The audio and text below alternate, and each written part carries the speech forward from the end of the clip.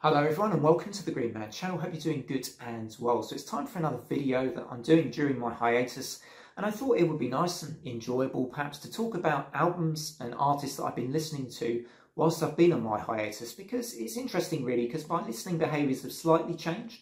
Whilst I'm doing my channel, it tends to be a bit more structured. I'm looking at what's coming out on a release schedule, and I tend to do reviews on those albums and listen to those albums a lot because they're on my release schedule. So there's an element of more structure to my listening behaviours. But stepping away from the channel has meant I've been a bit more casual about my listening and my approach to albums coming out. Yes, I've still been following some releases and some of the ones that are being talked about quite a bit.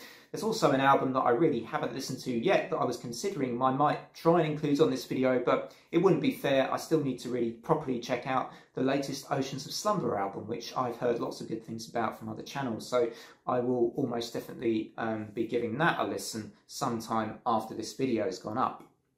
But it's been an interesting experiment, stepping away and listening to just kind of casually things that I fancy listening to, and discovering actually an artist or two here on this list that I've really gotten into, such that their songs and their albums have become almost a soundtrack to my summer.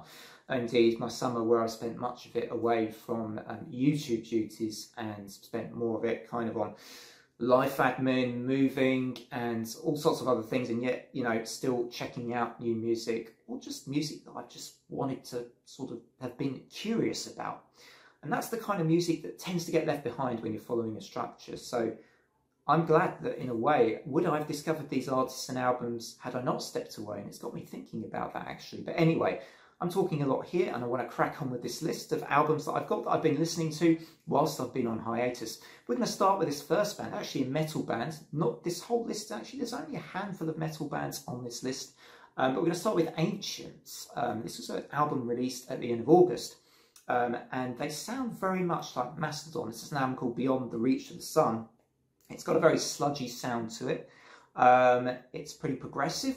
Some melodic tendencies here and there with guitar work. I'm really digging it actually. If you like the early Mastodon works, you'll probably quite enjoy this release from Ancients. I'm really liking tracks like Is It Your God, Melt the Crown, Cloak of the Vast, and The Black. Sort of the middle portion of the album seems to be the one that at present is appealing to me the most. But yeah, I am definitely enjoying this sludge metal, progressive metal release from this band called Ancients, and digging that artwork a lot as well. It has to be said, that's some pretty stunning artwork for this album too.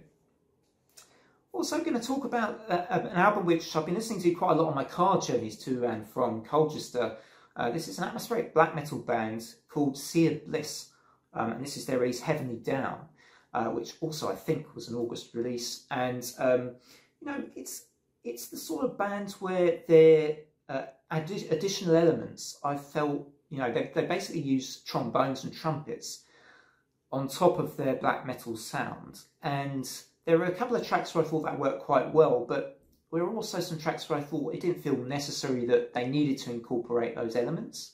The music, the atmospheric black metal was good enough that I didn't feel it was necessary to always have a trombone suddenly turning up, you know, as much as it was interesting.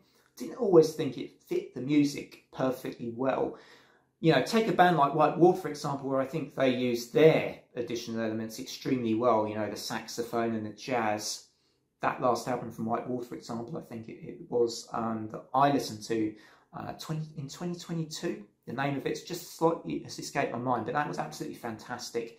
And Sea of Bliss, I still really enjoy it. I'd still give this album an 8 out of 10. It sounds like I was going to give that a negative score, but I think this is a really good album actually. Particularly love that closing track on this one, which was called Feathers in Ashes. That's fantastic. Do recommend it. It's a really good album. Next up, I'm going to talk about a doom metal band called A Fish and Triest, who very recently put out an album on the 6th of September. And this is called Hortus Venenum. Kind of reminded me of the name of the Opeth album from 2019 called Incarda Venenum, but different album entirely. Anyway, I like this band Fish and Triest quite a bit. I enjoyed their past two albums. I really liked Death of Gaia. And I noticed, or it was kind of very noticeable to me, that this album was missing the female vocals I really enjoyed with the previous album, Death of Gaia. I still really liked it though. It's still a very solid album. I'd say I'd give this album at least maybe a 7.5. I'm feeling a 7.5 at the moment. To be fair, this is the album here, certainly from the metal realm, that I've spent the least time with. So I do feel I need a bit more time with the Fish and Triest's Hiatus before I'm completely decided on what score I would give this one. But it's a very solid doom metal album, I think, from what I've listened to so far. Really like Anna's Woe and Walking Shadows. Again, the sort of middle portion of the album is sticking out at the moment for me. Now we're going to move on to prog, or at least to David Gilmour's solo album. Now, I'm not going to spend too much time talking about David Gilmour's solo album, Luck and Strange. Did actually go out and buy it on CD today, but I've already spoken about it in a full-length album review, so you can check that out if you want to really hear my sort of deeper thoughts on the release. I think this is a really good record. I think it shows David Gilmour's skillful guitar work as ever. Still is a good expedition of that. Whilst also the introduction of his daughter's vocals, I think, work really well on this album, and overall it still manages to feel like a cohesive release. Yes, it's quite slow tempo. A lot of David's work, I think, is quite mellow and slow tempo, certainly in the sort of more recent years of his solo works, but I still think it's a really good album.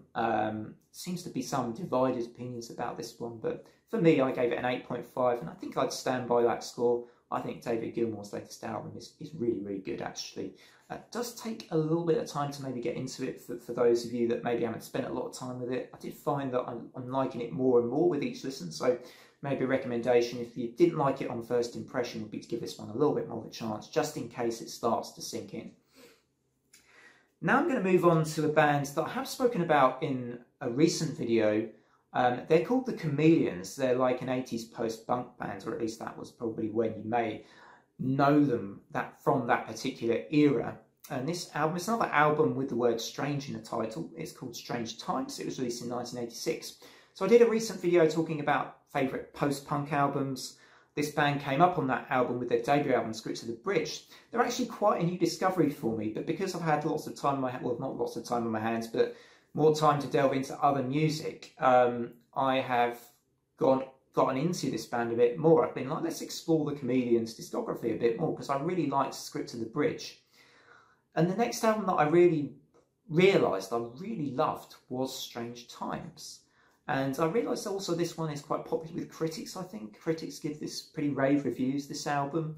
And it is a really well written album. I feel like this one is perhaps even more, a bit more interesting musically than Script to the Bridge, which I felt, as good as that album is, maybe it's a touch on the linear side with some of the melodies and some of the ideas that are in that album. Whereas this one, it's a little bit different. And some great songs on here like Swamp Thing and In Answer, and you know, some just really fantastic songs. Highly recommend The Chameleons if you are you know, post-punk inclined.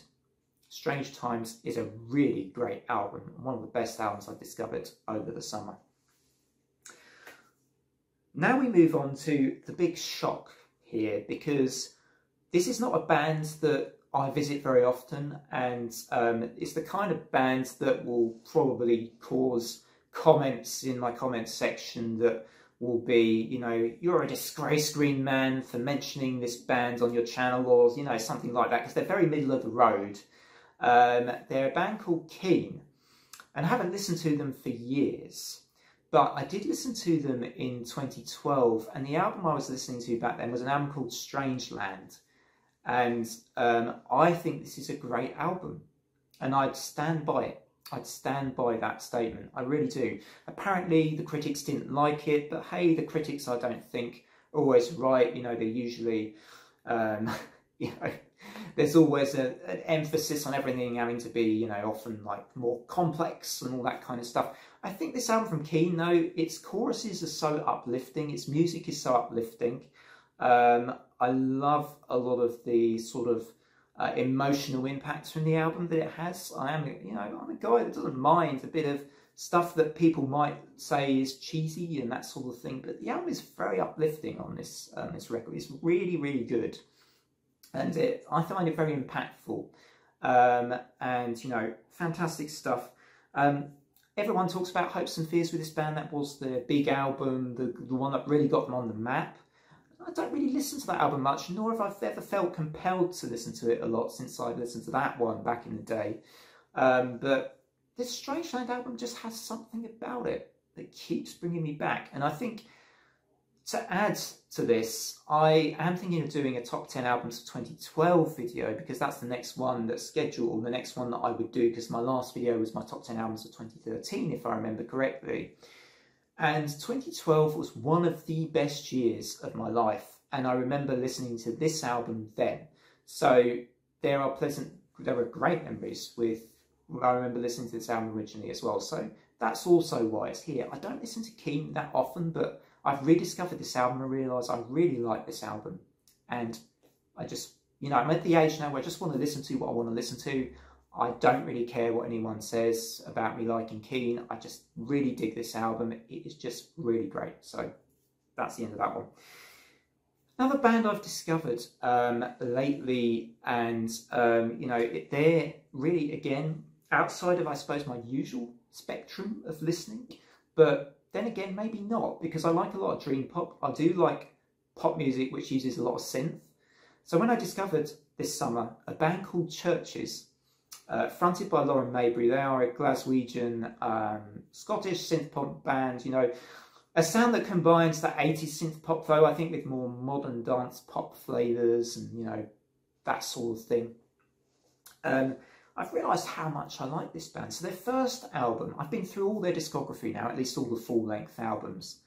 And I have had a lot of songs from these albums on repeat, you know, in rotation on my playlists. And I absolutely love what this group has to offer. And they've just got this sort of, you know, yep, it's a familiar synth sound to it, but I like Lauren's voice, and you kind of hear her Scottish accent in some of the songs, and it all works. And there's something slightly authentic therefore about them, but also they're incredibly catchy.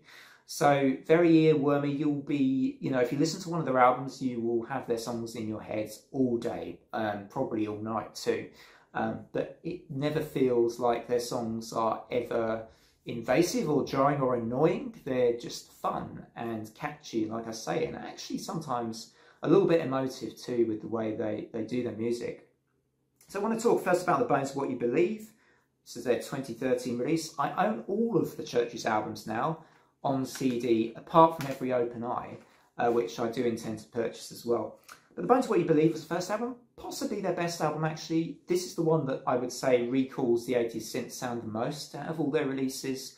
It is probably the most, I think, interesting in terms of songwriting and musical developments out of all four of their albums.